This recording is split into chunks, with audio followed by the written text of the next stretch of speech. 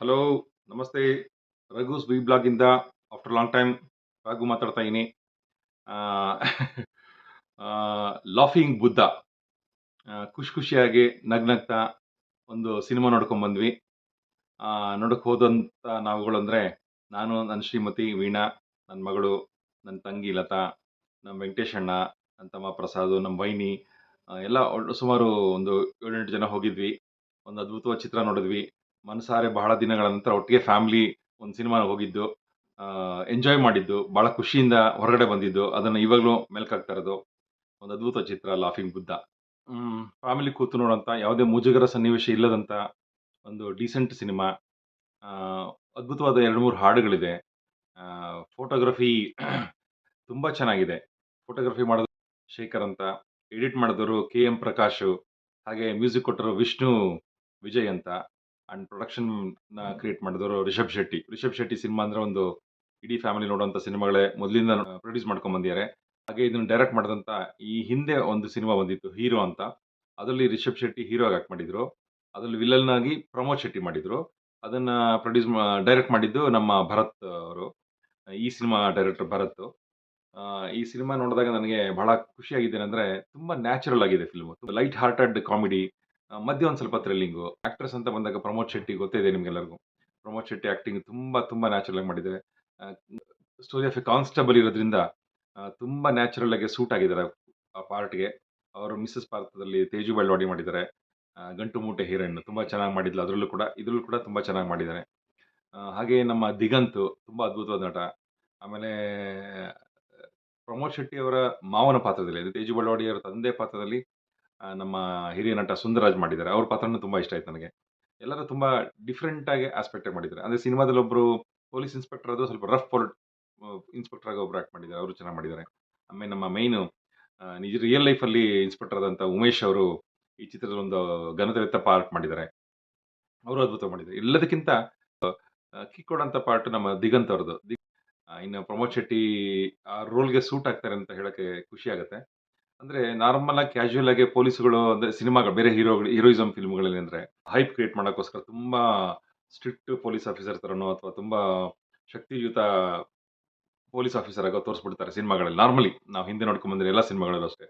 ಆದ್ರೆ ಈ ಸಿನಿಮಾದಲ್ಲಿ ಬಹಳ ಇಷ್ಟ ಆಗಿದೆ ಅಂದ್ರೆ ನಾರ್ಮಲ್ ಲೈಫಲ್ಲಿ ಪೊಲೀಸ್ ಸ್ಟೇಷನ್ ಅಲ್ಲಿ ಒಬ್ಬ ಕಾನ್ಸ್ಟೇಬಲ್ ಹೇಗಿರ್ತಾರೆ, ಹೆಡ್ ಕಾನ್ಸ್ಟೇಬಲ್ ಹೇಗಿರ್ತಾರೆ, ಒಬ್ಬ ಪೊಲೀಸ್ ಆಫೀಸರ್ ಕೋಪದಲ್ಲಿ ಹೇಗಿರ್ತಾರೆ, ಅವ್ರು ನ್ಯಾಚುರಲ್ ಆಗಿ ಹೆಂಗಿರ್ತಾರೆ ಅನ್ನೋದನ್ನ ಈ ಸಿನಿಮಾ ತುಂಬಾ ಕ್ಲಾರಿಟಿ ಆಗಿ ನ್ಯಾಚುರಲ್ ಆಗಿ ತಗೊಂಡಿದೆ. ಅದು ಬಹಳ ಇಷ್ಟ ಆಗುತ್ತೆ. ಎಷ್ಟು ಲಾಫಿಂಗ್ ಬುದ್ಧ ಅಂತ ಏನಕ್ಕೆ ಇಟ್ಟಿದ್ದಾರೆ ಅಂತ ನಾನು ತುಂಬಾ ಯೋಚನೆ ಮಾಡಿದಾಗ ಬಂದಾಗ ಸಿನಿಮಾ ಕಾಮಿಡಿ ಇದೆ. ಅಫ್‌ಕೋರ್ಸ್ ಅದಕ್ಕೂ ಇಟ್ಟಿರ್ತಾರೆ. ಅದೇ ಒಂದು ರೀಸನ್. ಪ್ರಮೋದ್ ಶೆಟ್ಟಿ ಅವರ ಪಾತ್ರ ಗುಂಡ್ ಗುಂಡದ ಹೊಟ್ಟೆ ಇಟ್ಕೊಂಡು ದಪ್ಪವಾಗಿ 106 ಕೆಜಿ ಇರೋದು ಬಹಳ ಒಂದು ಸೆನ್ಸಿಬಲ್ ಪಾತ್ರ. ಮತ್ತೆ ಪ್ರಮೋದ್ ಶೆಟ್ಟಿ 106 ಕೆಜಿಯನ್ನ ಅಂತ ಇಟ್ಕೊಂಡಿರುವಂತ ವೆಯ್ಟ್‌ನ ಒಂದು ಚೆಕ್ ಮಾಡೋ ಒಂದು ಪ್ರೊಸೀಜರ್ ಇದೆ. ಆಮೇಲೆ ಆ 106 ಕೆಜಿಯಿಂದ ಕಮ್ಮಿ ಇಳಿಸ್ಬೇಕು, ವೆಯ್ಟ್ ಕಮ್ಮಿ ಮಾಡ್ಬೇಕು ಅಂತ ಒಂದು ಸಿಚುಯೇಷನ್ ಬರುತ್ತೆ ಸಿನಿಮಾದಲ್ಲಿ. ಅದನ್ನ ಕಮ್ಮಿ ಇಳಿಸಕ್ಕೋಸ್ಕರ ಪ್ರಯತ್ನ ಪಡುವಂತ ಸೀನ್‌ಗಳು ತುಂಬಾ ನಗು ತರಿಸುತ್ತೆ. ತುಂಬಾ ಖುಷಿ ಕೊಡುತ್ತೆ. ಆ 100 ಅಂತ ಬಂದಾಗ ನಾವು ಇಡೀ ಥಿಯೇಟರ್‌ಲ್ಲಿ ನಾವು ಕೂತಿದ್ದೆಲ್ಲ ನಮ್ಮ ಫ್ಯಾಮಿಲಿ ಮೆಂಬರ್ಸ್ ಒಂದು ಕಿರ್ಚಿದ್ವಿ. ಯಾಕೆಂದ್ರೆ ಇನ್‌ಫ್ಯಾಕ್ಟ್ ನಾನು ಕೂಡ ಅರೌಂಡ್ 2 ಮಂತ್ಸ್ ಬ್ಯಾಕ್ 106 ಕೆಜಿ ಆಗ್ಬಿಟ್ಟಿದ್ದೆ. ನಾನು ಈಗ ವೆಯ್ಟ್ ಲಾಸಿಂಗ್ ಪ್ರೊಸೀಜರ್ ಅಲ್ಲೇ ಒಂದು ಏನೋ ಫಾಲೋ ಅಪ್ ಮಾಡ್ತಾ ಇದೀನಿ.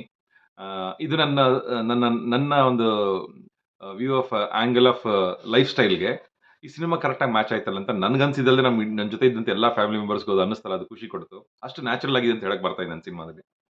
ಹಾಗೆ ಆ ವೆಯ್ಟ್ ರಿಡ್ಯೂಸ್ ಮಾಡೋ ಪ್ರೊಸೀಜರ್ ಅಲ್ಲಿ ಪ್ರಮೋದ್ ಶೆಟ್ಟಿ ಯಾವ್ಯಾವ ಪ್ರೊಸೆಸ್‌ಗೆ ಹೋಗ್ತಾರೆ, ಆ ಎಲ್ಲ ಪ್ರೊಸೆಸ್ ನಾನು ಮಾಡ್ತಾ ಇದೀನಿ ಈಗ. ಅದು ತುಂಬಾ ಹತ್ರ ತರುತ್ತೆ ಸಿನಿಮಾಗೆ.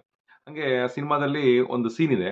ಆ, ಅದೊಂದು ಒಂದು ಚೊಂಬು ಮೇಲಿಂದ ಬೀಳುತ್ತೆ. ಅದು ಫ್ಲೋರ್ ಮೇಲೆ ಬೀಳುತ್ತೆ. ಅದು ಬಿದ್ದಾಗ ಆ ಚೊಂಬು ಜಂಪ್ ಆಗುತ್ತೆ. ನಾರ್ಮಲಿ ಏನೇನ್ ಪಾತ್ರೆ ಬೀಳಿಸಿದಾಗ ಒಂದು ಪಿಚ್ ಬೀಳುತ್ತಲ್ಲ, ಆ ಪಿಚ್ ತರ ಬೀಳುತ್ತೆ. ಅದು ಫೋಟೋಗ್ರಫಿ ಇದೆಯಲ್ಲ, ಅದು ನಂಗೆ ಬಹಳ ಇಷ್ಟ ಆಯ್ತು. ಹಾಗೆ ಆ ಟೈಮಲ್ಲಿ ಒಂದು ಮ್ಯೂಸಿಕ್ ಕೊಡ್ತಾರೆ. ಆ, ವಿಷ್ಣು ವಿಜಯ್ ಅವರು ಆ ಮ್ಯೂಸಿಕ್ ಕೊಟ್ಟಿದ್ದಾರೆ. ಅದಕ್ಕೆ ತುಂಬಾ ತುಂಬಾ ನ್ಯಾಚುರಲ್ ಆಗಿದೆ. ಕೆಲವೊಂದು ಲೈಟಿಂಗ್ಸ್ ಆಗ್ಲಿ, ಆ, ಆ ಮ್ಯೂಸಿಕ್ ಕಂಪೋಸಿಷನ್ ಆಗ್ಲಿ ಅದ್ಭುತ ಆಗಿದೆ ಅಂತ ಅನ್ನಿಸ್ತು. ಇನ್ನು ತೇಜು ಅವರಂತೂ ಹೆಂಡತಿ ಪಾರ್ಟ್ ಅಲ್ಲಿ ಸ್ವಲ್ಪ ಚಿಕ್ಕ ವಯಸ್ಸಿನ ಹೆಂಡತಿ ಅನ್ನೋ ತರ ತೋರಿಸಿದ್ದಾರೆ. ಅದು ತುಂಬಾ ನ್ಯಾಚುರಲ್ ಆಗಿ ಇಬ್ರು ಗಂಡ ಹೆಂಡತಿ ತುಂಬಾ ಚೆನ್ನಾಗಿ ಆಕ್ಟ್ ಮಾಡಿದ್ದಾರೆ. ಅಲ್ಲೊಂದು ಮಗು ಕೂಡ ಆಕ್ಟ್ ಮಾಡಿದೆ. ಆ ಮಗುನು ತುಂಬಾ ಚೆನ್ನಾಗಿ ಆಕ್ಟ್ ಮಾಡಿದೆ. ತುಂಬಾ ಇಷ್ಟ ಆಯ್ತು ಸಿನಿಮಾ. ಕನ್ನಡಿಗರಿಗೆ ಒಳ್ಳೆ ಚಿತ್ರ ಇದು. ಆ, ಹಾಗೆ ಕತೆ ನಾನು ಹೇಳಿ ಬಿಟ್ಕೊಡಕ್ಕೆ ಇಷ್ಟಪಡಲ್ಲ. ನೀವೆಲ್ಲ ಸಿನಿಮಾ ಥಿಯೇಟರ್‌ಲ್ಲಿ ನೋಡಿ ಅಂತ ಹೇಳಕ್ ಇಷ್ಟಪಡ್ತೀನಿ. ಅದು ಒಂದಂತೂ ಫೀಲ್ ಆಗುತ್ತೆ. ಇಡೀ ಫ್ಯಾಮಿಲಿ ಕೂತು ನೋಡ್ಬೋದು, ಸಂತೋಷ ಪಡ್ಬೋದು, ಎಂಜಾಯ್ ಮಾಡ್ಬೋದು. ಲೈಟ್ ಹಾರ್ಟೆಡ್ ಇದೆ. ಹಂಗೆ ಸ್ವಲ್ಪ ಥ್ರಿಲ್ಲಿಂಗು ಇದೆ. ಏನೋ ಒಂದ್ ಸ್ವಲ್ಪ ಗ್ರಿಪ್ಪಿಂಗ್ ಸ್ಟೋರಿನೂ ಕೂಡ ಇದೆ. ಕನ್ನಡಿಗರು ನೋಡಿ ಇಂಥ ಸಿನಿಮಾಗಳನ್ನ ಸಪೋರ್ಟ್ ಮಾಡಬೇಕು. ರಿಷಬ್ ಶೆಟ್ಟಿ ಅಂತ ಗ್ಯಾಂಗು ಪ್ರೊಡ್ಯೂಸ್ ಮಾಡೋಂಥ ಸಿನಿಮಾಗಳು ಯಾವುದು ಮಿಸ್ ಮಾಡಬಾರ್ದು. ತಪ್ಪದೆ ನೀವೆಲ್ಲ ಫ್ರೀ ಮಾಡಿಕೊಂಡು ಥಿಯೇಟ್ರಲ್ಲಿ ಹೋಗಿ ನೋಡಿ. ಥಿಯೇಟರ್ ಎಕ್ಸ್ಪೀರಿಯನ್ಸ್ ತುಂಬ ಚೆನ್ನಾಗಿದೆ. ಈ ಸಿನಿಮಾದಲ್ಲಿ ಯಾವುದೇ ಎಂಟರ್ಟೈನ್ಮೆಂಟ್ ಪಾರ್ಟ್ ಅಂತ ಅಥವಾ ಮಸಾಲಾ ಗಿಮಿಕ್ಸ್ ಅಂತ ಹೆಚ್ಚಿಗೆ ಇಲ್ಲ. ಅದೇ ಹೀರೋಯಿಸಮ್ಮು ಅಥವಾ ಈಸಮ್ಗಳು ಆ ಥರದ್ದು ಏನಿಲ್ಲ. ತುಂಬ ಸಿಂಪಲ್ ಆಗಿದೆ. ಆದರೆ ಅದ್ಭುತವಾದ ಮೆಸೇಜ್ ಇದೆ. ಪ್ರತಿಯೊಬ್ಬರು ದೇಹನ ಕಾಪಾಡ್ಕೋಬೇಕು, ತೂಕ ಇಳಿಸ್ಕೋಬೇಕು, ಆಮೇಲೆ ಆರೋಗ್ಯದ ಕಡೆ ಗಮನ ಕೊಡಬೇಕು ಅಂತ ಒಂದು. ಅದು ದೇಹದ ಆರೋಗ್ಯ ಒಂದು. ಎರಡನೇದು ಮಾನಸಿಕ ಆರೋಗ್ಯನೂ ಅಷ್ಟೇ ಇಂಪಾರ್ಟೆಂಟ್ ಅಂತ ಹೀರೋಯಿನ್ ಮುಖಾಂತರ ತಿಳಿಸಿದ್ದಾರೆ. ಅದೊಂದು ಡೈಲಾಗ್ ಬರುತ್ತೆ. ಅದು ತುಂಬ ಚೆನ್ನಾಗಿದೆ. ಯಾರು ಮನುಷ್ಯರು ಪ್ರೆಷರ್ ಆಗಿರಬಾರ್ದು, ಅಂದರೆ ಸ್ಟ್ರೆಸ್ ಫ್ರೀ ಆಗಿರಬೇಕು ಅಂತ. ಆ ಸ್ಟ್ರೆಸ್ ಫ್ರೀ ಕೊಡುವಂಥ ಸಿನಿಮಾ ಇದು ಅಂತ ನಾನು ಹೇಳೋಕ್ಕೆ ಇಷ್ಟಪಡ್ತೀನಿ. ಎಂಜಾಯ್ ಮಾಡಿ. ಥ್ಯಾಂಕ್ಸ್ ಟು ಡೈರೆಕ್ಟರ್ ಭರತ್ ಅವ್ರಿಗೆ, ಅವ್ರ ಟೀಮ್ಗೆ ಆಲ್ ದಿ ಬೆಸ್ಟ್ ಹೇಳೋಕ್ಕೆ ಇಷ್ಟಪಡ್ತೀನಿ. Thank you. Ta-ra-le-la-le, ta-ra-ra-le-la-le. ಎಂತ ಚಂದಾನೆ ಸಾವಿರ ಹಬ್ಬಗಳ ಮಗಳು. ತಾರಾಲಲಾಲೆ ತಾರಾಲಲಾಲೆ ಒಲವಿನ ಓಲೆ ಓದುವ ವೇಳೆ ಸಾರಿ ಲೇಟ್ ಆಯಿತು. ಕಹಳೆ ಫುಲ್ ಡೆಕೋರೇಷನ್ ಎಲ್ಲ ಜೋರು ಅನ್ಸುತ್ತೆ. ಅಲ್ಲೇ ತಲೆ ಮೇಲೆ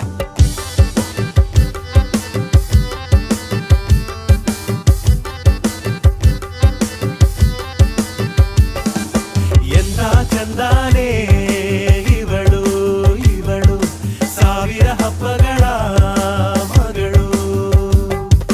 ಮುಗುಳು ನಗುವಲ್ಲೇ ಮುಳುಗಿ ಎದ್ದ ಸಾವಿರ ಹುಣ್ಣಿಮೆಯ ಹೆಸಳು. ಒಲವಿನ ಓಲೆ ಓದುವ ವೇಳೆ ನಾಚಿಕೆಯ ಕಹಳೆ. ಇದು ಹೊಸ ಹೊಸತನ ರಮಣೀಯ ರಸಿಕತನ ನನ್ನ ನಿನ್ನ ನಡುವೆ ಹಸಿ ಹಸಿಯಾದ ಮಿಲನ.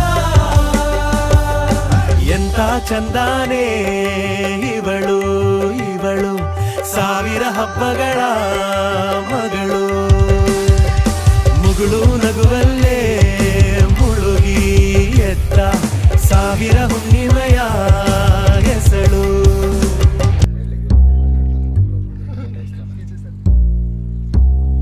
ಸರ್ ಪ್ಲೀಸ್ ತಲೆಗುಡಿ ಬಿಡಿ.